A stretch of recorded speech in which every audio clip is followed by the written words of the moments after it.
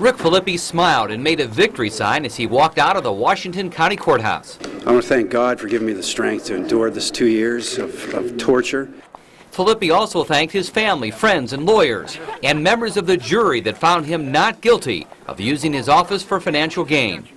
I really want to thank the people of Washington County, these jurors, because I think they're the first people in 2 years that have looked at this situation objectively, without being clouded by anything. And I want to thank them for reaffirming my belief and faith in our judicial system. When Judge DeSantis read the first not guilty verdict slip in the courtroom, there was a gasp when Filippi's attorney Leonard Ambrose appeared to faint. His head hit the defense table. Later, he said he was overcome by emotion in one of the biggest cases of his long career as a lawyer.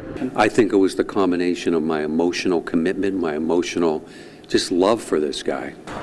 A guy who had faced up to 14 years in prison if convicted on all counts. A scary possibility.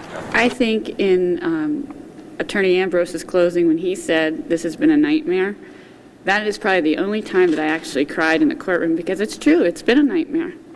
But the nightmare ended during the 2-week trial inside this courthouse. When Attorney Leonard Ambrose convinced the jury, the state failed to prove its case.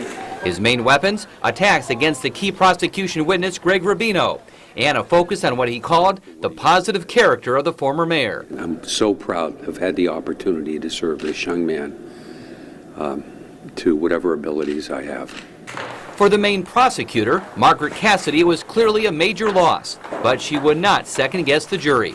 There have been times in my life when I have been surprised by a verdict. I think in this case, I think a verdict could have gone either way. But it went Filippi's way. His long legal battle now over. Still, the ex-mayor says he has no intention of ever returning to politics. It's been painful, it's been difficult, and I have no right to ever make my family endure something like this again. So I would virtually rule that out. I want to get back to get my life together and worry about my family first, and that's the way it's going to be from now on in, and that's my obligation. In Washington County, Paul Wagner, WICU 12 News.